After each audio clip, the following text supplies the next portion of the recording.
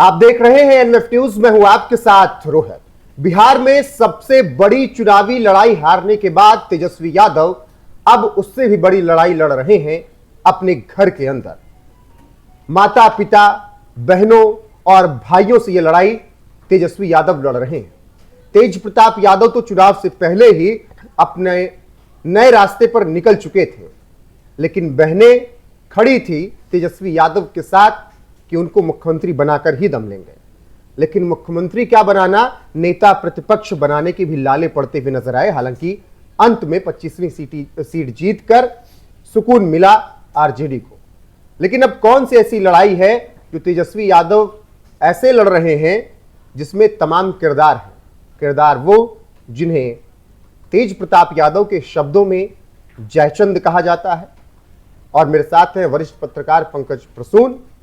इनके शब्दों में उन्हें क्या कहा जाता है, इन्हीं से समझेंगे। और आरजेडी में लालू परिवार में इस लड़ाई में अब क्या कुछ नया चल रहा है वो भी समझेंगे। पंकज, खबर नंबर 1, मीसा भारती के घर पर रागिनी यादव, राजश्री यादव और चंदा यादव, ये तीनों की मुलाकात हुई है। कल रोहिणी आचार्य मिली थी, तो 4 बहनों ने मीसा भारती के घर पर आपस में मुलाकात करके क्या कुछ प्लान बनाया। पहली खबर, वो तस्वीरें हम आपको दिखा रहे हैं कि जब ये तीनों बहनें नई दिल्ली में मीसा भारती के घर पे गई थी। खबर नंबर 2, साधु यादव मामा हैं इनके, उन्होंने कहा कि तेजस्वी यादव की पार्टी नहीं है, उनका कोई योगदान नहीं है आरजेडी को बनाने में। आरजेडी को जमीन से अगर सींचा है तो साधु सुभाष यादव ने, राबड़ी देवी ने और लालू यादव ने। तो लालू यादव को आकर सामने बोलना चाहिए कि स्थिति क्या है। खबर नंबर 3, एक पत्रकार का दावा यह है कि लालू यादव और राबड़ी देवी कल दिन भर रोते रहे, बेटियों से फोन पर बात करते रहे, और फिर उन्होंने तेजस्वी से हाथ जोड़कर गुजारिश की कि किसी भी तरह परिवार में हो रहे इस झगड़े को खत्म करो।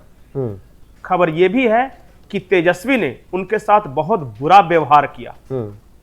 और इस वक्त जो असल लड़ाई यह है कि लालू प्रसाद यादव की सारी बेटियों को किस तरह इस परिवार से दूर जाओ और अपने अपने ससुराल में अपना जीवन बिताओ। बिल्कुल पंकज जी, आप बात को आगे बढ़ाएं उससे पहले जिन पत्रकार साहब का आप जिक्र कर रहे हैं उनका ट्वीट में दिखा देता हूं।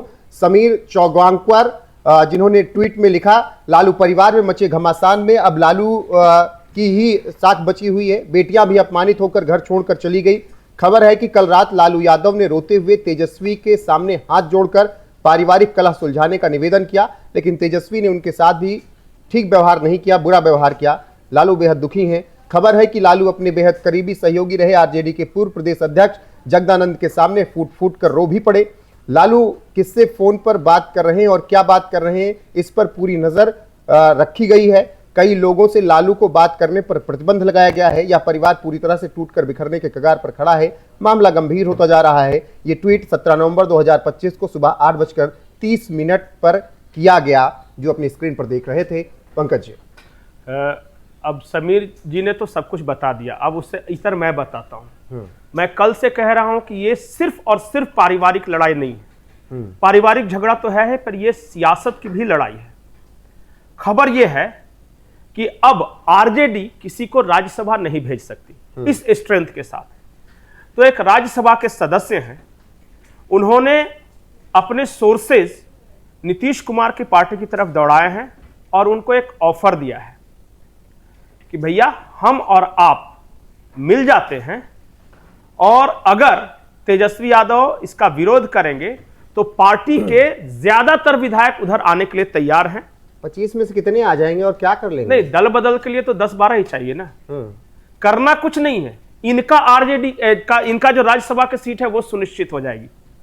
ये हो सकता है, इस बात लेकिन सरकार बनाने तक कहां पहुंच पाएंगे पंकज जी? नहीं, सरकार 117 तो बिना जेडीयू के एनडीए खड़ी है। नहीं, सरकार बनना ही नहीं है। सरकार नहीं बनाना है, नीतीश कुमार को कुछ और सीटें देनी है ताकि इनका राज्यसभा का बर्थ जो है वो सुरक्षित हो जाए।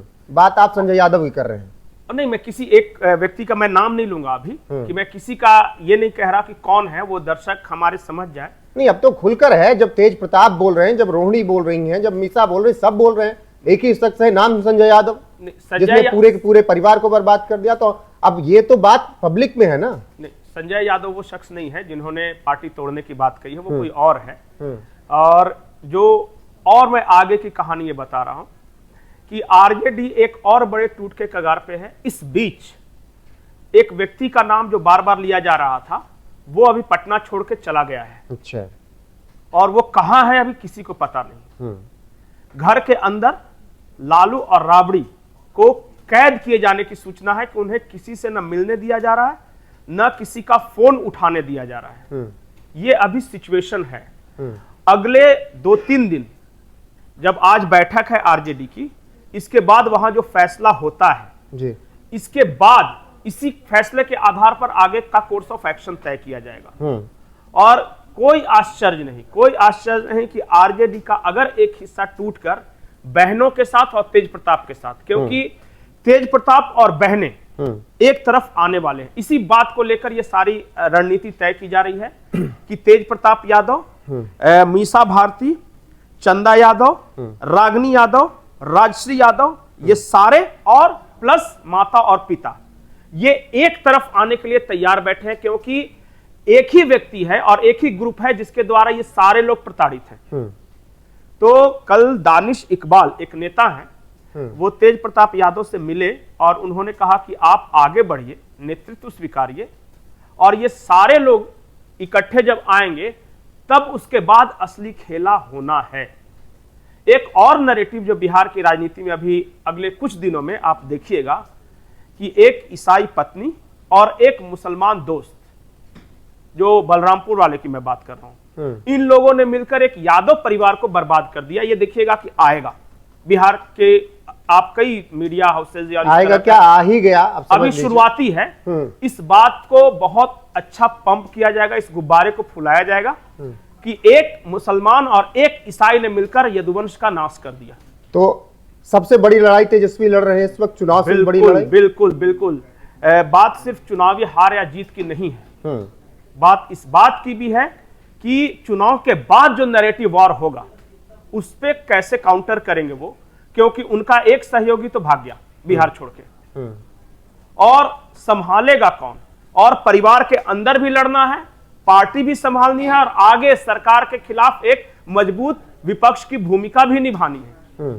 तो निश्चित तौर पे तेजस्वी यादव इस वक्त अपने राजनीतिक जीवन की सबसे मुश्किल लड़ाई लड़ रहे हैं, और आने वाले कुछ दिन बिहार की राजनीति के लिहाज से बेहद महत्वपूर्ण होंगे। और यदुवंश, या यूं कह सकते हैं कि यादव वोटों का एक बड़ा दावेदार और पैदा होने वाला है, और वो दावेदार होगा तेज प्रताप यादव। ये मत समझिए कि तेज प्रताप यादव आज हार गए और वो नहीं, महुआ में हारे वो थोड़ी, उन्होंने तो आरजेडी को हरा दिया ना।